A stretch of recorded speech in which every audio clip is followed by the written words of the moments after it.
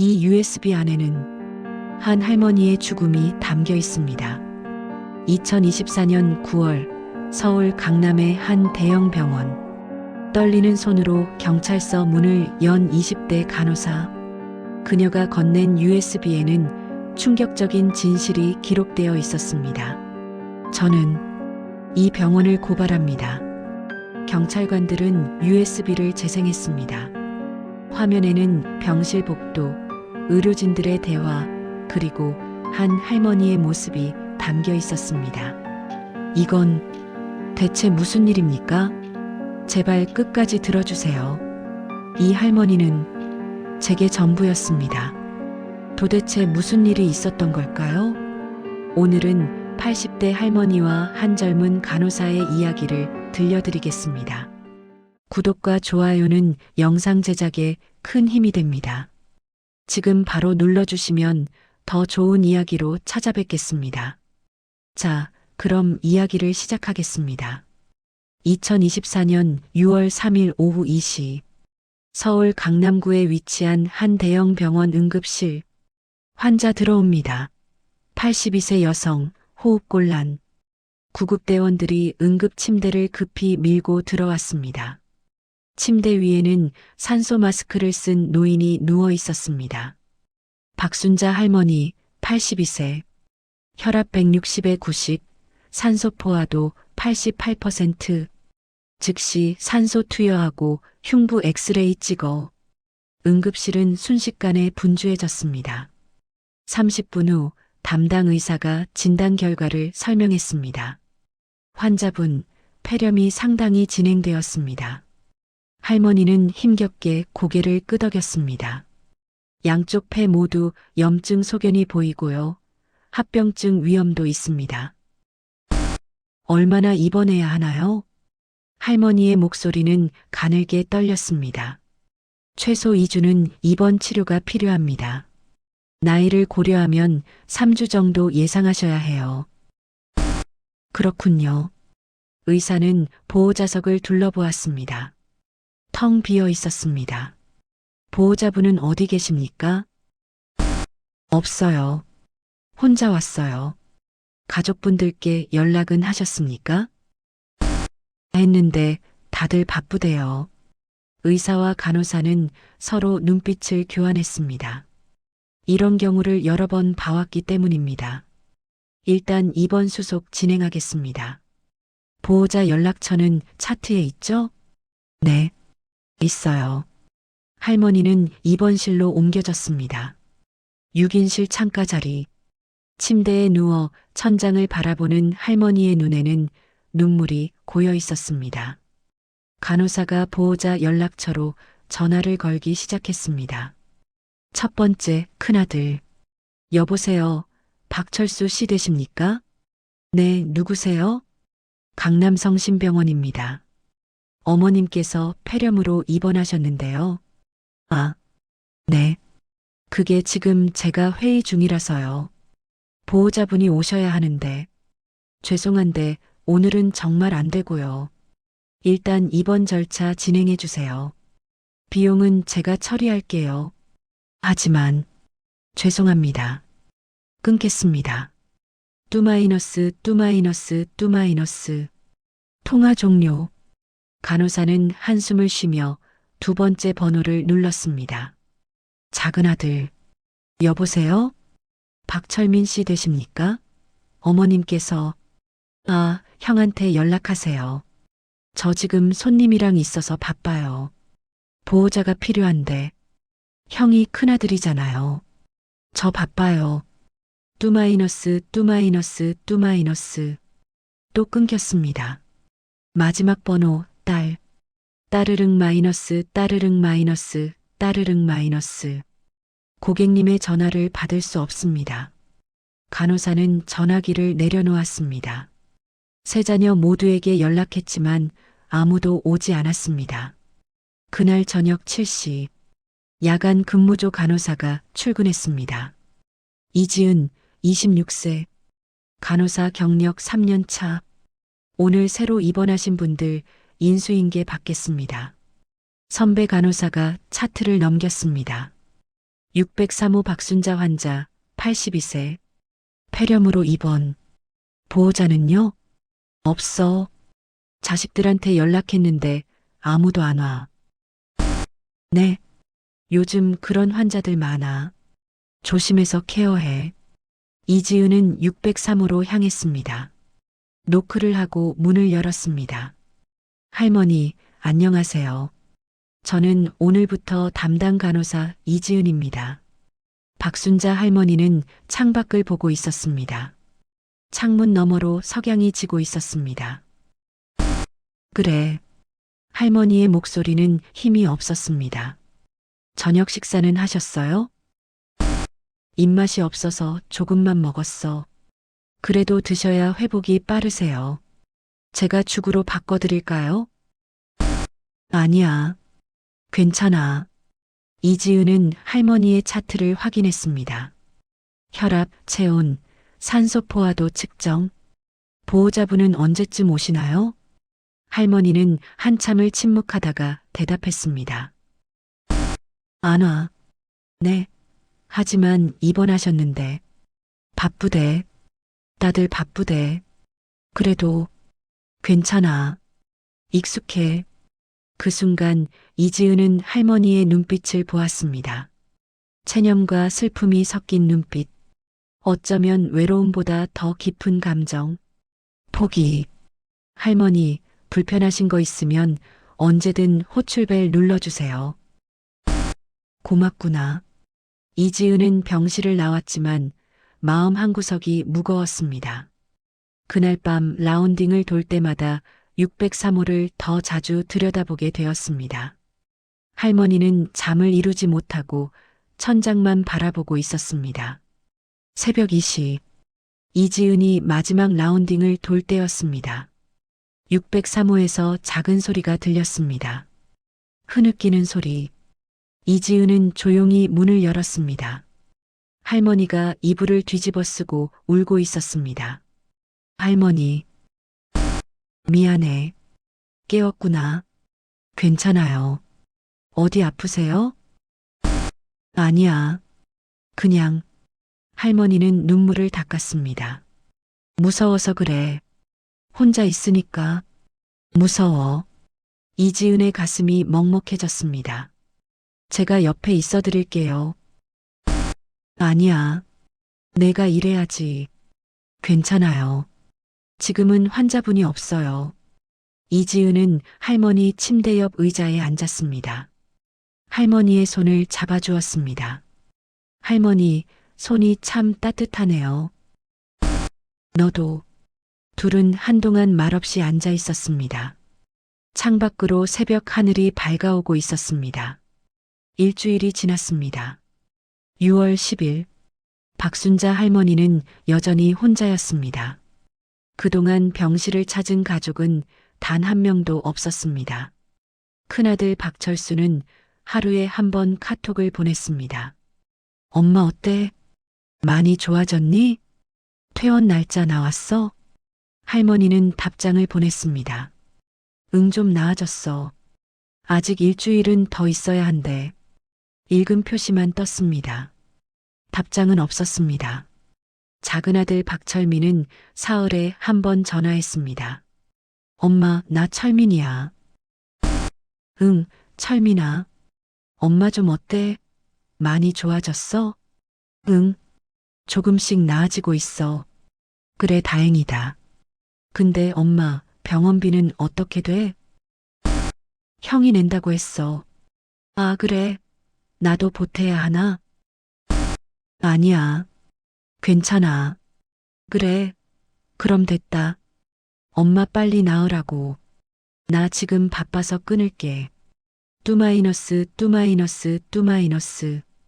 딸 박미선은 연락이 없었습니다. 할머니가 먼저 전화를 걸었습니다. 한 번, 두 번, 세 번.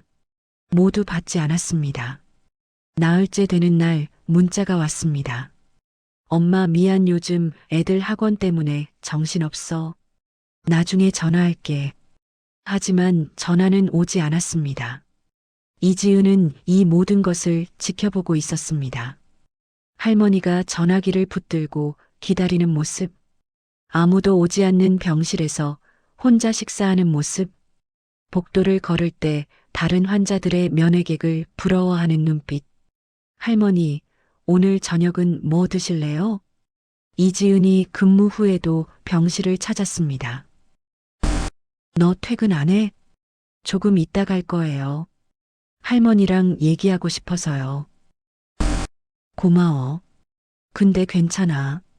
너도 쉬어야지. 전 괜찮아요. 할머니, 혹시 죽 좋아하세요? 죽? 네. 제가 요리 좀 해요. 내일 호박죽 끓여올까요? 아이고, 그럴 필요 없어. 아니에요. 제가 하고 싶어서 하는 거예요. 다음 날 저녁, 이지은은 정말로 호박죽을 끓여왔습니다.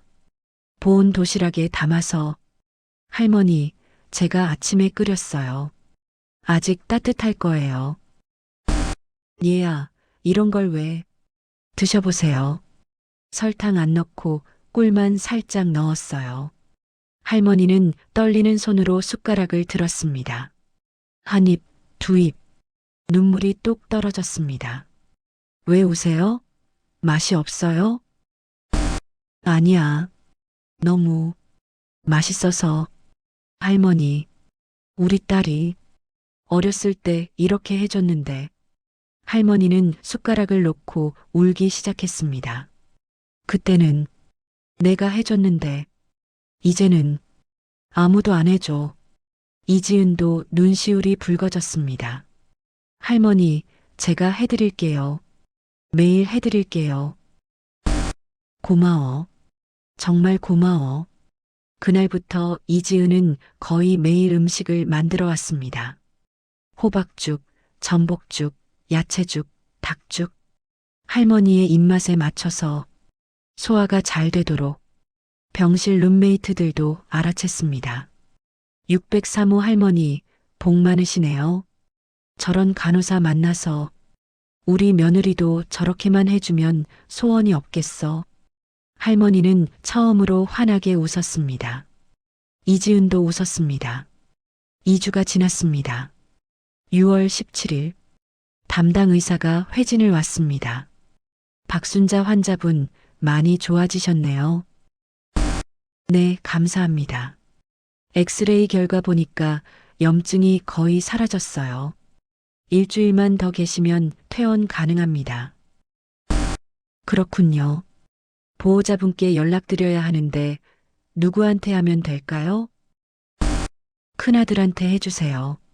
의사가 나가고 할머니는 창밖을 바라보았습니다. 표정이 어두웠습니다.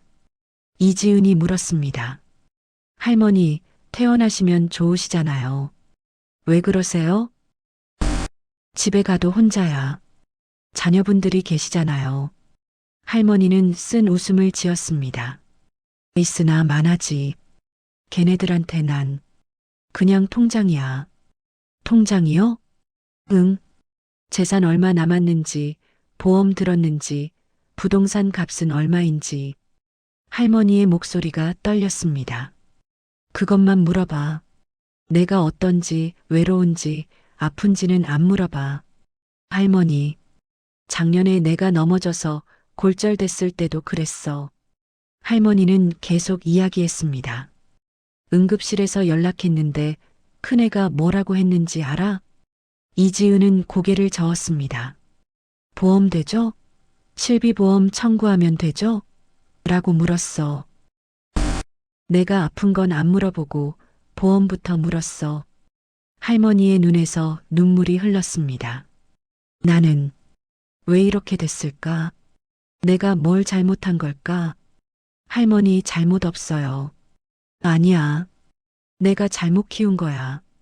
돈만 주고 뭐든 사주고. 할머니, 사랑을 가르쳐야 했는데 돈으로 사랑을 대신했어. 이지은은 할머니를 꼭 안아주었습니다. 할머니는 이지은의 품에서 한참을 울었습니다. 그날 저녁, 큰아들 박철수에게서 전화가 왔습니다. 엄마, 의사 선생님한테 들었어. 일주일 후에 퇴원한대?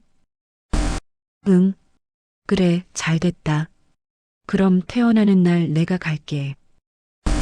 그래. 근데 엄마, 병원비가 얼마나 나왔어? 할머니는 한숨을 쉬었습니다. 아직 정산 안 됐어. 보험 처리되는 거 맞지? 엄마 실비보험 있잖아. 응, 있어. 다행이다. 그럼 부담 없겠네. 엄마, 나 바빠서 끊을게. 뚜마이너스, 뚜마이너스, 뚜마이너스. 할머니는 전화기를 내려놓았습니다. 이지은이 문 앞에 서 있었습니다. 모든 대화를 들었습니다. 할머니, 괜찮아. 익숙해. 전 익숙해지고 싶지 않아요. 이런 거에. 너는 착한 애구나. 할머니, 제가 할머니 딸이 되면 안 될까요? 할머니는 놀란 표정으로 이지은을 바라보았습니다. 뭐라고? 제 친엄마는 제가 어렸을 때 돌아가셨어요. 아빠가 혼자 키우셨어요. 이지은의 목소리가 떨렸습니다. 저도 엄마가 그리워요. 할머니처럼 저를 안아줄 사람이 그리워요. 얘야, 할머니, 저 할머니 딸하면 안 돼요? 할머니는 이지은을 꼭 안아주었습니다. 넌 이미 내 딸이야. 진짜 딸보다 더. 둘은 한참을 그렇게 안고 있었습니다.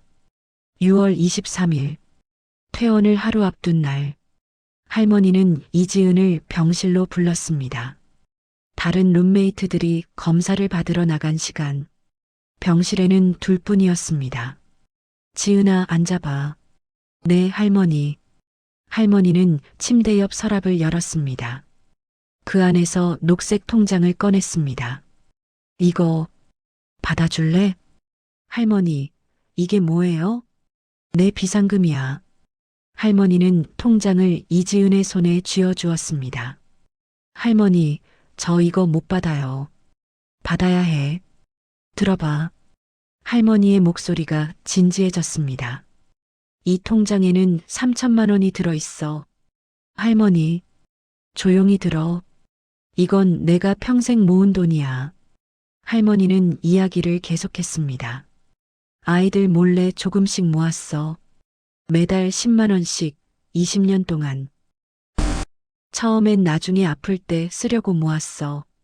근데 이제 알았어. 뭐려? 나한테 돈보다 필요한 게 사람이라는 걸. 할머니의 눈에 눈물이 고였습니다. 내 자식들은 이 돈만 보더라. 나는 안 보고. 할머니, 근데 너는 달라. 너는 나를 봐줬어. 내 마음을 봐줬어. 할머니, 그래도 이건. 지은아, 내 말 들어봐. 할머니는 이지은의 손을 꼭 잡았습니다. 나 얼마 안 남았어. 무슨 말씀을 그렇게. 아니야. 느껴져. 내 몸이 말해. 할머니의 목소리가 낮아졌습니다. 퇴원해도 혼자야. 약도 제대로 못 먹을 거야. 밥도 제대로 못 먹을 거야. 제가 찾아뵐게요. 매일 찾아뵐게요. 고마워. 정말 고마워. 근데 그것만으론 부족해. 할머니는 통장을 이지은의 손에 꽉 쥐어주었습니다. 이걸 받아줘. 그리고 약속해줘. 무슨 약속이요? 내가 다시 아프면 너한테 연락할게. 그때 와줘. 당연히 가야죠. 그리고 이 돈으로 나를 돌봐줘. 병원비든 뭐든. 할머니, 자식들한테 부탁하기 싫어. 차라리 너한테 맡기고 싶어.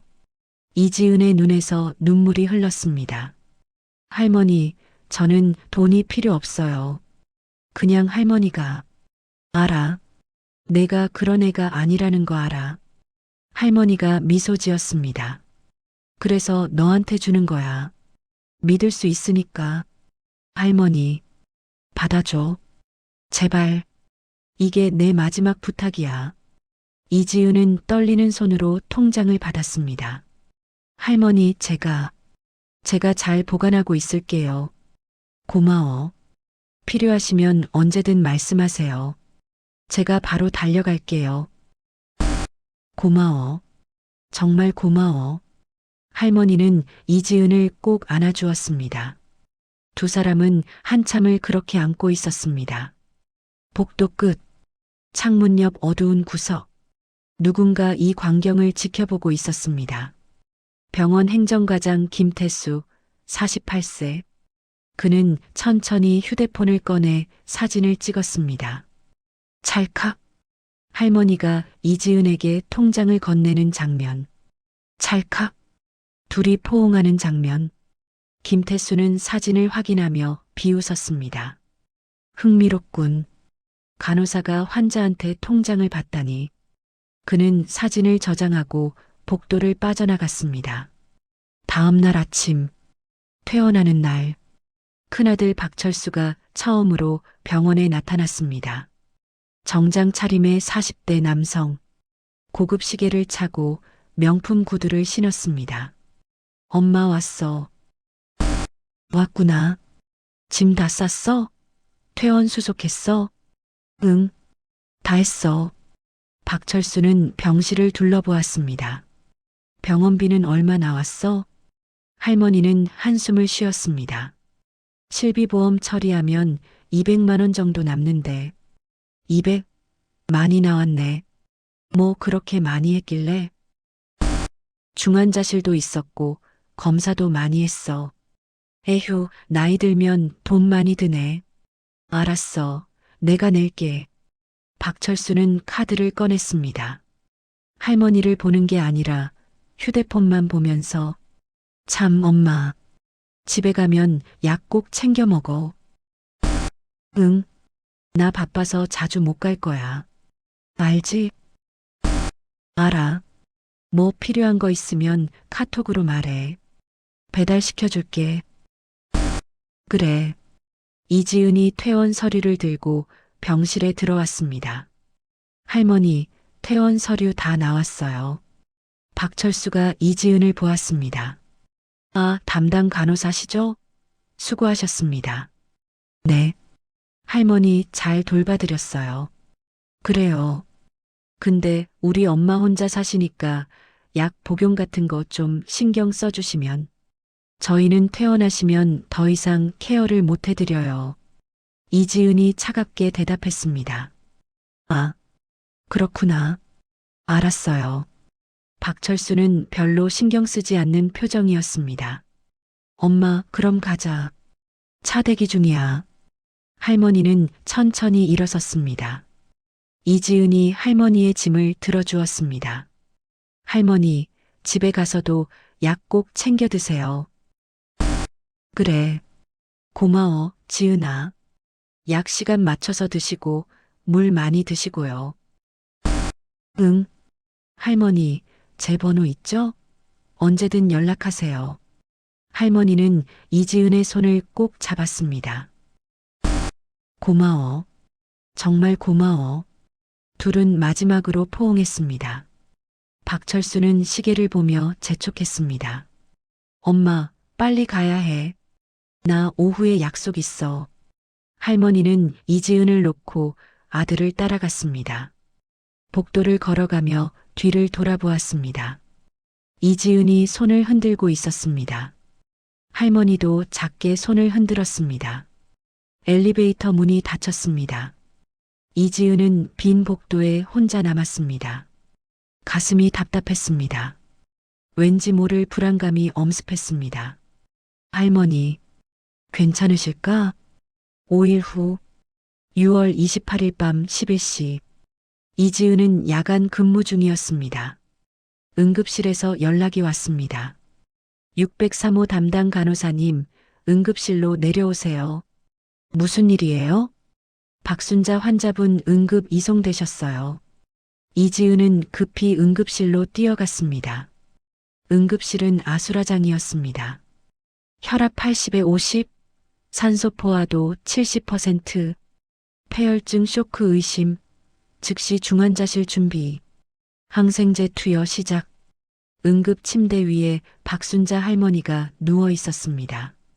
얼굴이 새하얗게 질려 있었습니다.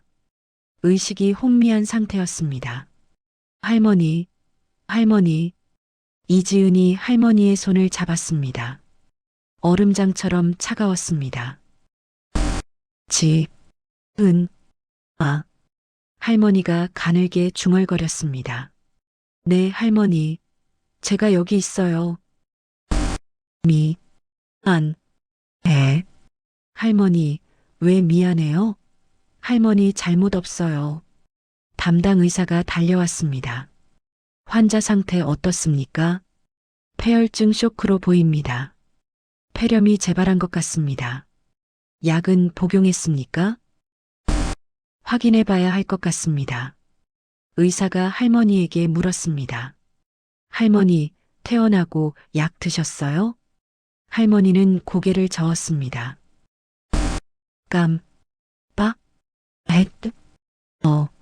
왜요? 처방전 드렸잖아요. 혼자 서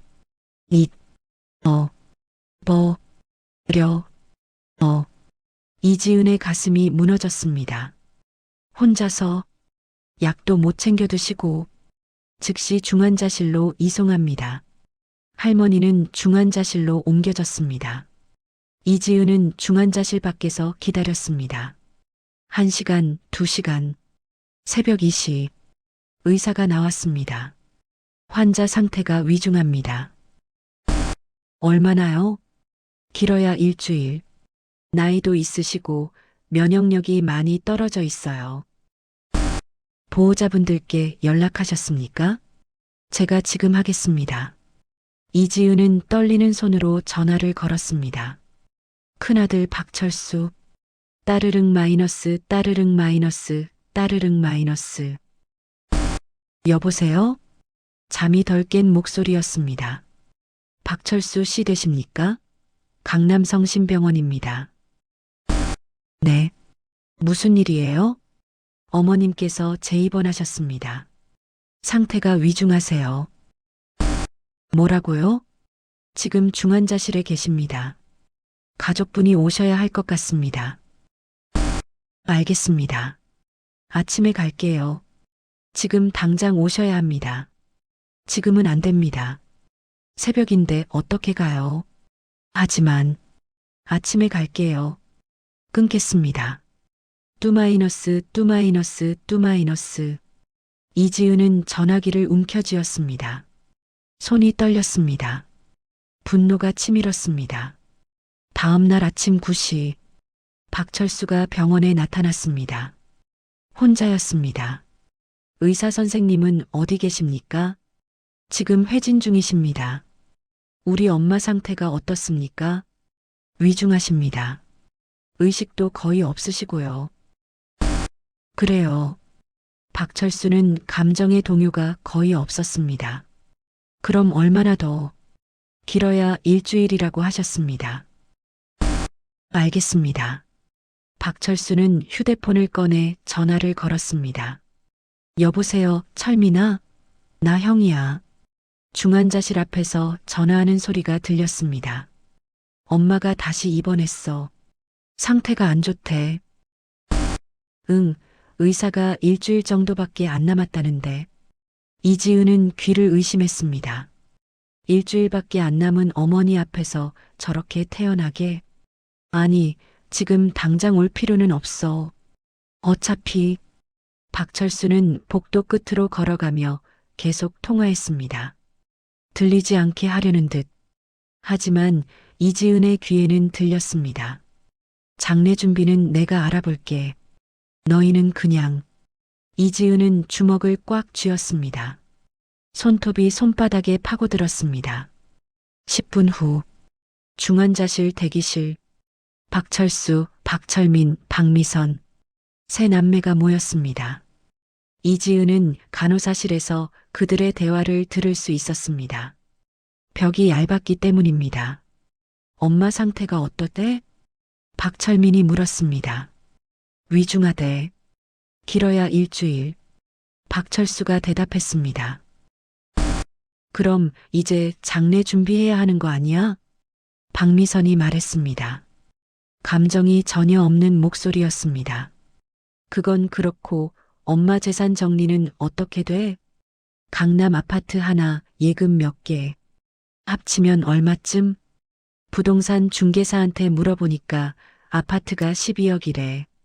예금은 3억 정도. 15억이면 셋이 나누면 5억씩? 상속세 내면 4억 정도? 그들은 어머니의 재산을 계산하고 있었습니다. 아직 살아있는 어머니의 재산을. 근데 형, 엄마가 유언장 쓴 거 있어? 아니, 없을걸. 물어본 적 없으니까. 그럼 법정 상속으로 가는 거지? 그렇지. 균등 분할. 좋아. 그럼 4억씩 받는 거네. 이지은은 더 이상 참을 수 없었습니다. 간호사실 문을 박차고 나갔습니다. 뭐 하시는 겁니까?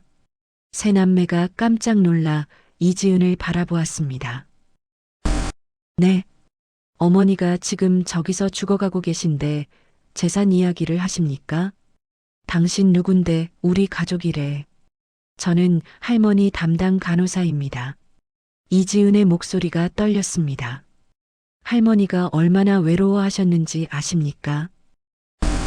혼자 약도 못 챙겨 드시고 밥도 제대로 못 드시고 그건 그동안 단 한 번이라도 찾아뵀습니까? 단 한 번이라도. 박철수가 차갑게 말했습니다. 우리도 바빴어요. 생활이 있다고요. 바쁘면 부모는 버려도 됩니까? 버린 게 아니라. 그럼 뭡니까? 한 달에 한 번도 안 오고 전화 한 통 제대로 안 하고. 박미선이 비웃었습니다. 간호사 주제에 참견이 심하네요. 우리 엄마가 돈이라도 줬습니까? 그 순간 이지은은 입을 다물었습니다. 통장 이야기는 할 수 없었습니다. 우리 가족 일은 우리가 알아서 할 테니 신경 끄세요. 새 남매는 다시 대기실로 들어갔습니다. 문을 닫았습니다. 이지은은 복도에 주저앉았습니다. 눈물이 흘렀습니다. 분노와 슬픔과 무력감이 섞인 눈물. 그날 밤 이지은은 야간 근무를 자원했습니다. 할머니 곁을 떠날 수 없었습니다. 중환자실 면회 시간. 저녁 8시. 이지은은 조용히 중환자실에 들어갔습니다. 수많은 기계 소리. B-, B-, B-. 인공호흡기, 심전도, 혈압계. 할머니는 여러 줄에 연결되어 있었습니다. 의식이 없었습니다. 할머니, 저예요. 지은이에요. 이지은은 할머니의 손을 잡았습니다. 여전히 차가웠습니다. 할머니, 깨어나세요. 제발. 하지만 할머니는 반응이 없었습니다. 이지은은 한참을 할머니 곁에 앉아 있었습니다. 면회 시간이 끝났습니다. 밤 9시. 이지은은 중환자실을 나왔습니다. 복도를 걷는데 원무과 쪽에서 불빛이 보였습니다. 이상했습니다. 이 시간에 원무과는 문을 닫습니다. 이지은은 조심스럽게 다가갔습니다. 과장실 문틈으로 불빛이 새어나왔습니다. 목소리가 들렸습니다. 박순자, 중환자실 그 환자 말이지? 행정과장 김태수의 목소리였습니다. 네, 맞습니다. 다른 직원의 목소리. 좋아. 이번에도 추가 청구 넣어. 네. 하지만 어차피 곧 죽을 환자야. 가족들도 확인 안 해. 이지은은 숨을 죽였습니다. 귀를 문에 바짝 댔습니다.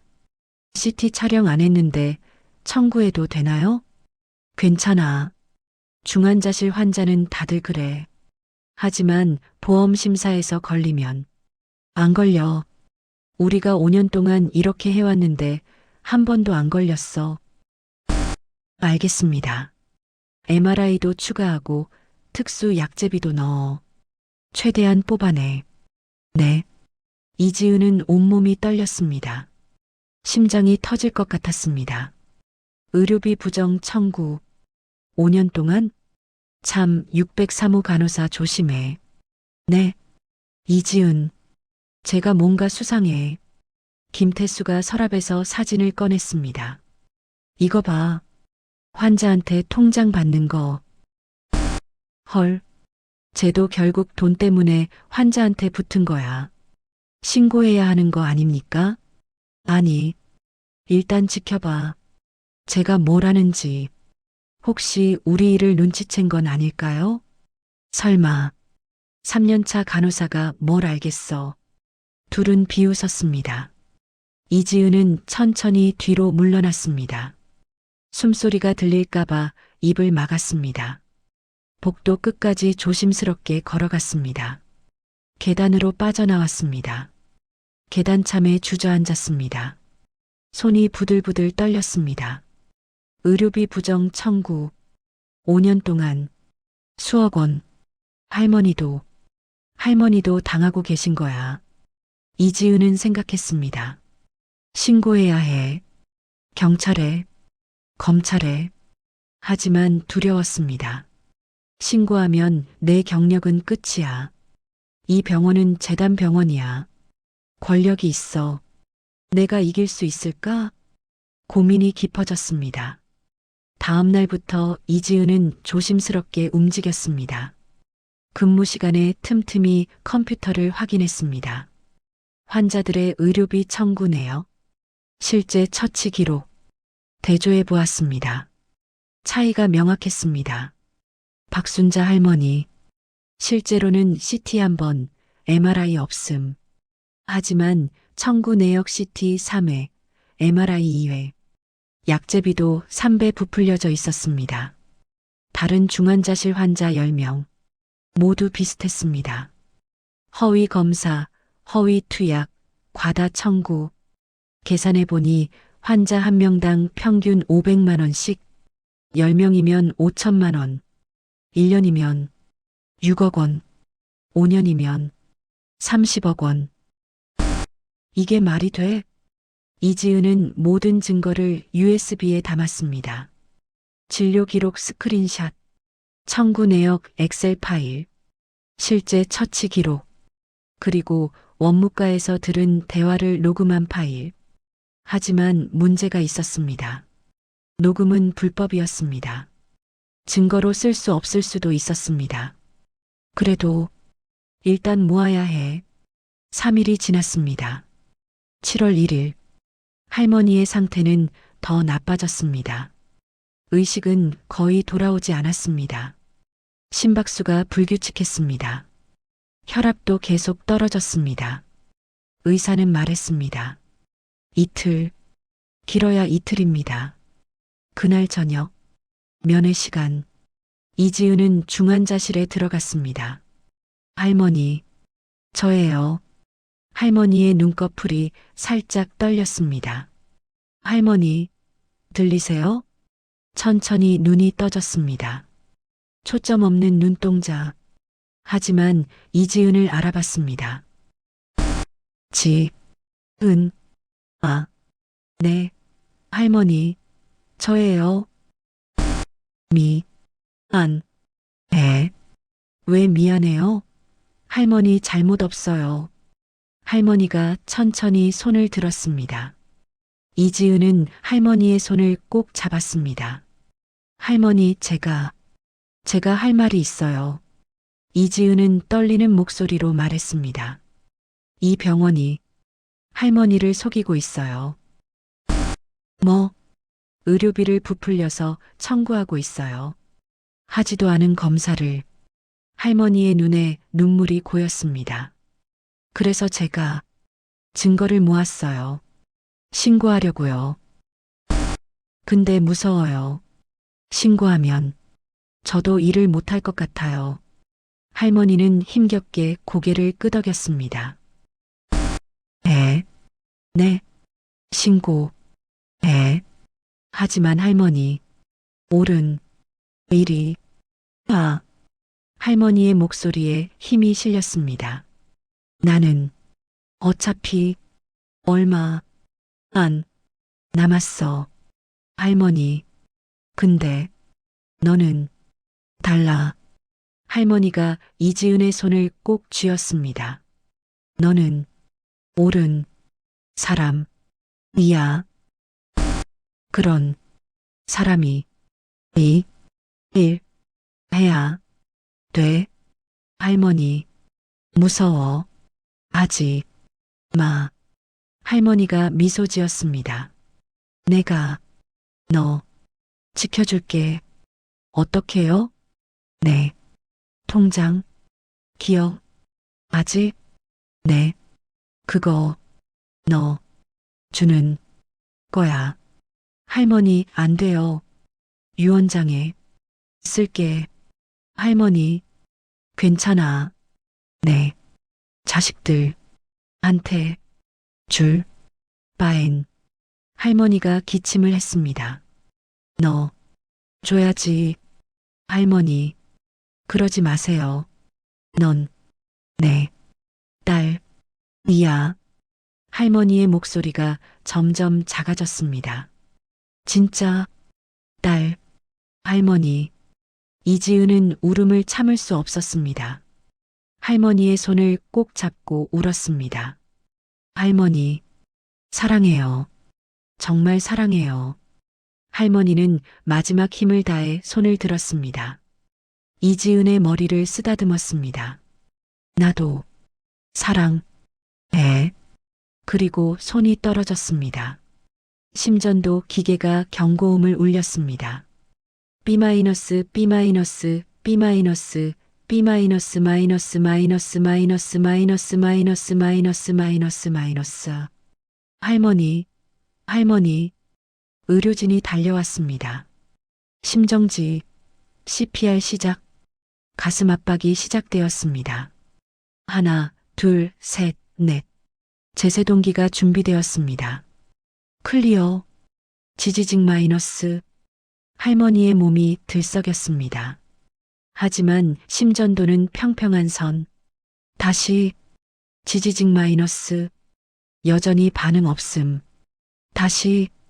지지직 마이너스. 5분이 지났습니다. 의사가 고개를 저었습니다. 사망 시각 2024년 7월 1일 오후 8시 47분. 이지은은 그 자리에 주저앉았습니다. 할머니, 할머니. 울음소리만 중환자실에 울려 퍼졌습니다. 중간 CTA 4000-4015. 여러분, 이 이야기는 아직 끝나지 않았습니다. 할머니의 마지막 선택, 그리고 이지은의 결단.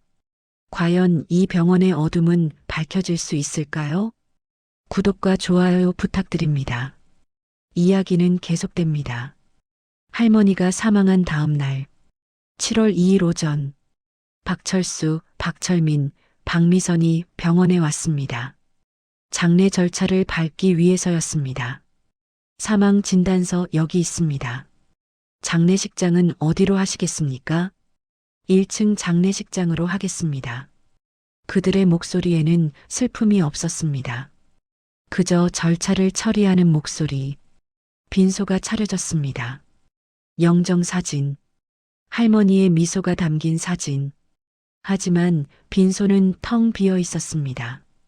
조문객이 없었습니다. 세 남매만 앉아 있었습니다. 휴대폰만 보면서 이지은은 근무가 끝난 후 빈소를 찾았습니다.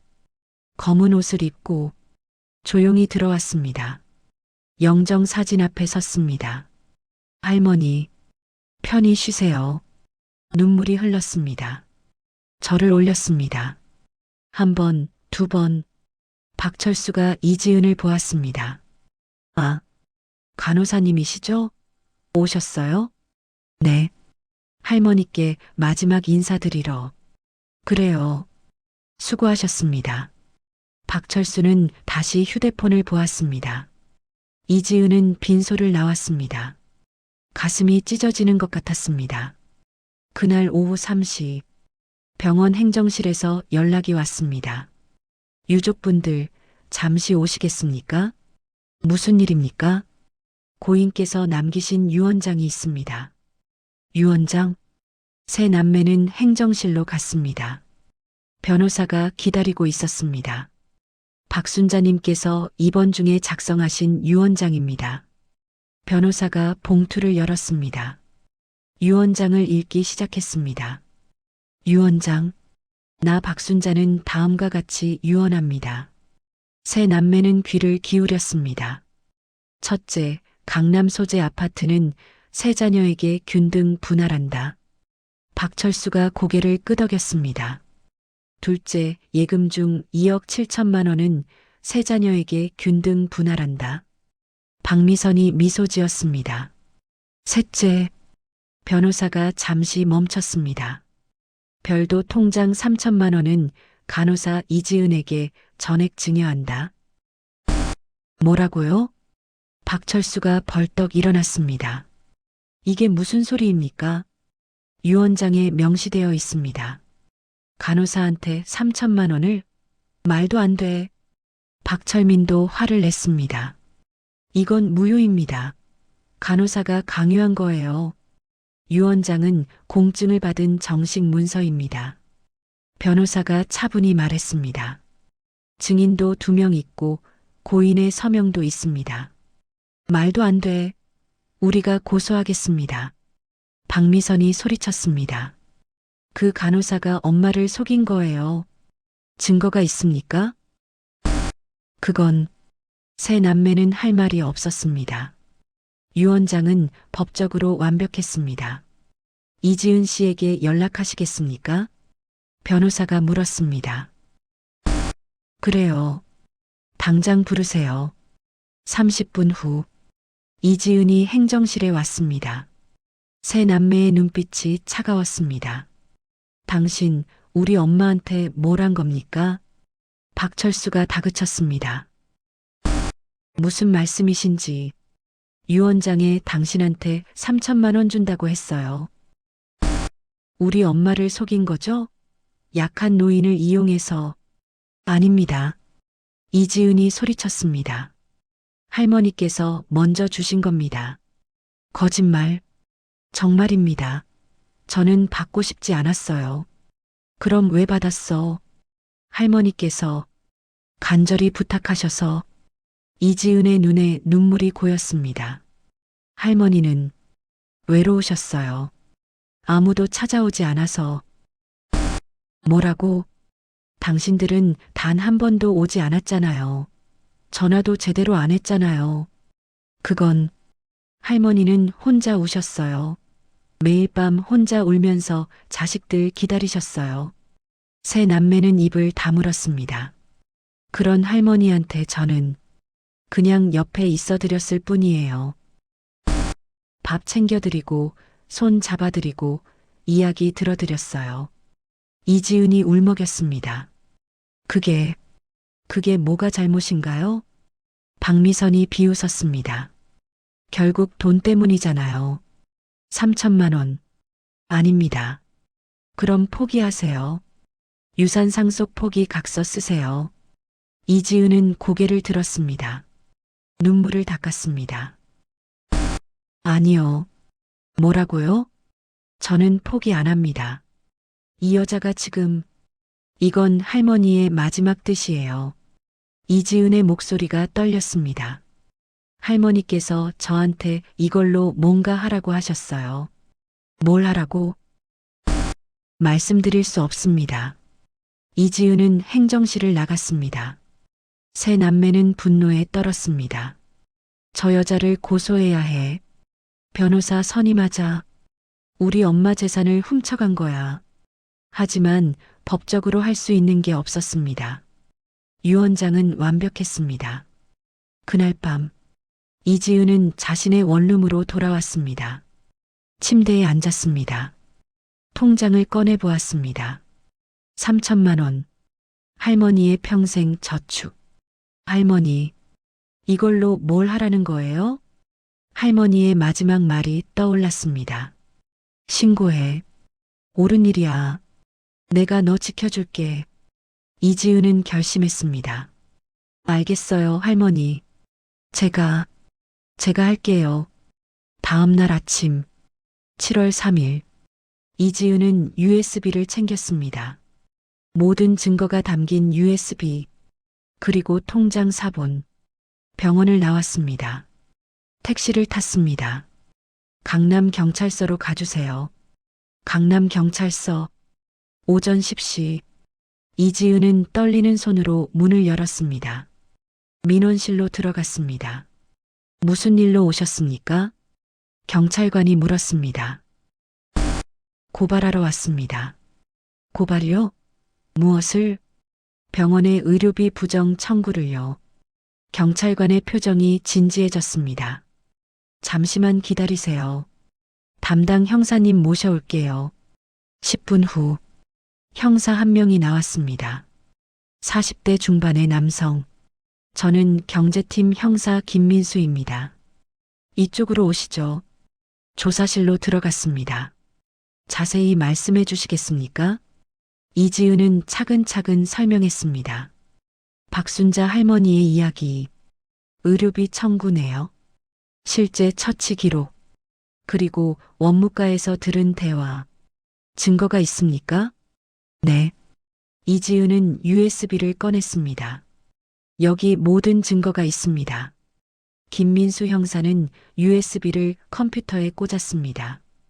파일들을 하나씩 확인했습니다. 진료 기록, 청구네요. 비교 분석표, 그리고 녹음 파일. 녹음 파일을 재생했습니다. 박순자, 중환자실 그 환자 말이지? 네, 맞습니다. 좋아. 이번에도 추가 청구 넣어. 형사의 표정이 굳어졌습니다. 이건 심각한데요. 네. 5년 동안 계속됐다고 합니다. 피해 규모가 얼마나 됩니까? 제 계산으로는 최소 30억 원입니다. 30억? 형사는 휘파람을 불었습니다. 이건 단순 사건이 아니네요. 조직적인 범죄입니다. 신고인은 현재 그 병원에 근무하고 계십니까? 네. 그런데, 네. 이 사건이 알려지면 제가 일을 계속할 수 있을까요? 형사는 한숨을 쉬었습니다. 솔직히 말씀드리면 어려울 겁니다. 내부 고발자는 항상 불이익을 받습니다. 법적으로 보호받아야 하지만 현실은 다르다는 거죠? 네. 안타깝지만 그렇습니다. 이지은은 잠시 침묵했습니다. 하지만 곧 고개를 들었습니다. 괜찮습니다. 그래도 하겠습니다. 왜요? 경력이 중요하지 않습니까? 제게는 할머니와의 약속이 더 중요합니다. 이지은의 눈빛이 단호했습니다. 할머니께서 마지막으로 저한테 부탁하셨어요. 옳은 일을 하라고. 그래서 하려고요. 어떤 대가를 치르더라도. 형사는 고개를 끄덕였습니다. 알겠습니다. 공식 조사 시작하겠습니다. 감사합니다. 한 가지만 더 물어보겠습니다. 네. 왜 녹음을 하셨습니까? 불법 녹음인 걸 아셨을 텐데. 몰랐습니다. 정말입니까? 네. 그냥 증거가 필요하다고 생각했어요. 형사는 미소 지었습니다. 괜찮습니다. 이 정도 증거면 충분합니다. 조사는 3시간 동안 계속되었습니다. 모든 진술을 기록했습니다. 오후 2시, 이지은은 경찰서를 나왔습니다. 무거운 짐을 내려놓은 기분이었습니다. 하지만 동시에 불안했습니다. 이제 어떻게 되는 걸까?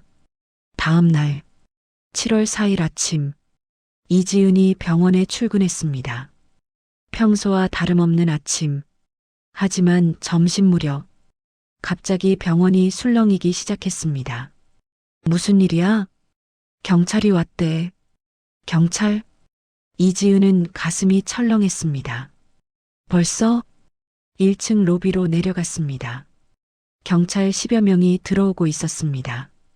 압수수색 영장을 들고 강남성심병원 압수수색 영장입니다. 원무과, 행정실, 병원장실 모든 곳이 봉쇄되었습니다. 직원들은 패닉 상태였습니다. 무슨 일이에요? 의료비 부정 청구 혐의래요. 뭐, 우리 병원이? 행정과장 김태수가 끌려 나왔습니다. 수갑을 차고, 이건 누명입니다. 누명이라고요. 병원장도 조사를 받았습니다. 컴퓨터, 서류, 장부, 모든 것이 압수되었습니다. 이지은은 멀리서 지켜보았습니다. 가슴이 두근거렸습니다. 이게 내가 한 일이야. 오후 4시 간호부장이 이지은을 불렀습니다. 이지은 씨, 잠깐 오세요. 간호부장실로 들어갔습니다. 간호부장의 표정이 차가웠습니다. 이지은 씨, 솔직히 말해보세요. 네. 이번 일 당신이 한 거죠? 이지은은 침묵했습니다. 답하세요. 네. 제가 했습니다. 간호부장은 한숨을 쉬었습니다. 왜 그랬어요? 왜 병원을 배신했어요? 배신이 아닙니다. 그럼 뭡니까? 옳은 일을 한 겁니다. 옳은 일? 간호부장이 비웃었습니다. 당신 이제 이 업계에서 일 못해요. 아시죠? 알고 있습니다. 그래도 했어요? 네. 왜요? 할머니와의 약속 때문입니다. 간호부장은 고개를 저었습니다. 당신 정말 순진하네요. 이제 짐 싸세요. 오늘부로 출근 정지입니다. 네. 이지은은 간호부장실을 나왔습니다. 사물함으로 갔습니다. 개인 물품을 챙겼습니다. 사진 한 장. 할머니와 함께 찍은 사진. 병실에서 간호사가 몰래 찍어준 사진. 할머니가 웃고 있는 사진.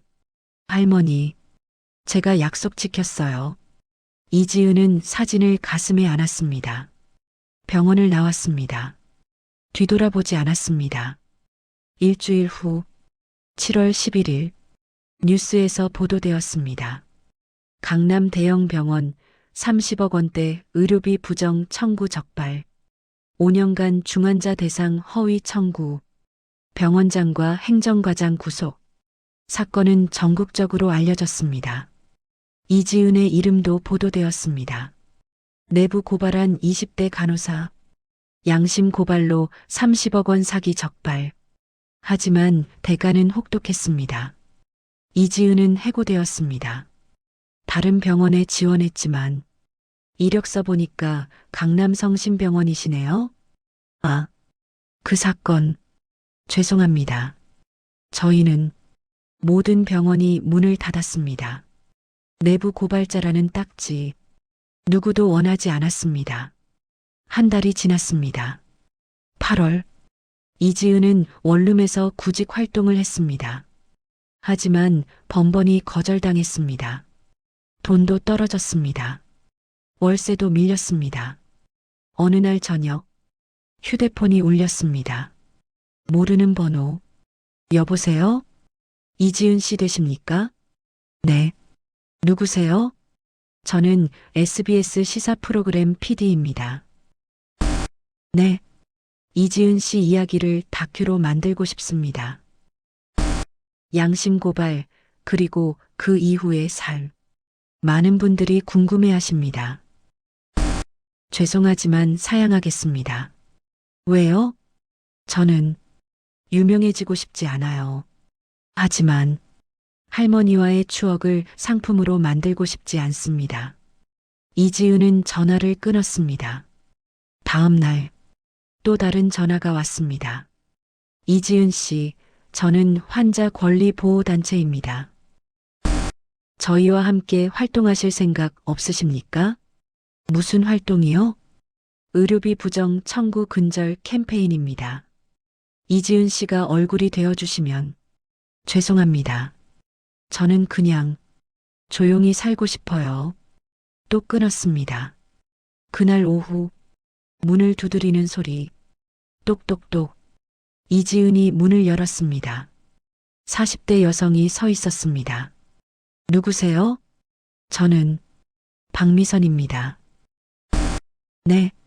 할머니의 딸이었습니다. 들어가도 될까요? 네. 박미선은 원룸에 들어왔습니다. 초라한 방을 둘러보았습니다. 여기서 살고 계세요?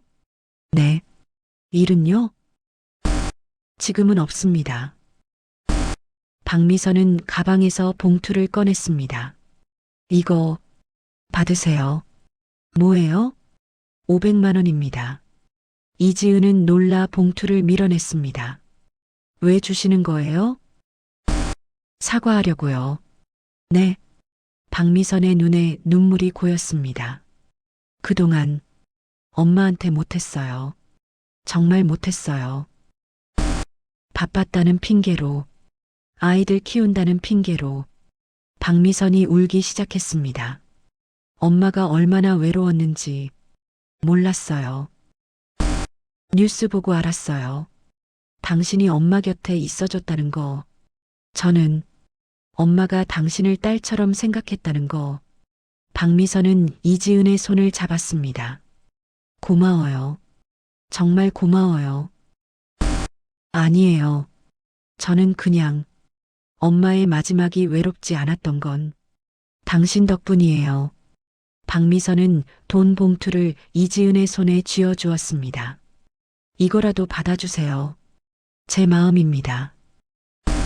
받을 수 없어요. 왜요? 할머니께 받은 게 있어요. 그걸로 충분합니다. 이지은은 봉투를 돌려주었습니다. 박미선은 한참을 울다가 돌아갔습니다. 이지은은 혼자 남았습니다. 창밖을 바라보았습니다. 석양이 지고 있었습니다. 할머니, 저 잘하고 있는 거 맞죠? 그날 밤, 이지은은 할머니와 찍은 사진을 보았습니다. 할머니의 미소, 따뜻했던 손길, 마지막 말, 넌 내 딸이야. 진짜 딸. 이지은은 사진을 가슴에 안았습니다. 할머니, 보고 싶어요. 눈물이 흘렀습니다. 엔딩 1만 400 마이너스 1만 1200. 3개월 후, 10월, 이지은은 작은 요양원에 취직했습니다. 대형 병원은 아니었습니다. 하지만 괜찮았습니다. 어르신들을 돌보는 일, 그게 이지은이 원하던 일이었습니다. 첫 출근 날, 요양원 원장이 말했습니다. 이지은 씨 환영합니다. 감사합니다. 소문 들었어요. 용기 있는 분이시더라고요. 아닙니다. 아니에요. 당신 같은 사람이 필요해요. 이 일에는 요양원은 따뜻했습니다. 어르신들은 친절했습니다. 간호사 선생님 고마워요. 밥이 맛있어요. 손이 참 따뜻하네. 이지은은 미소 지었습니다. 할머니를 돌보던 그 시절이 떠올랐습니다. 어느 날 오후, 한 할머니가 이지은을 불렀습니다.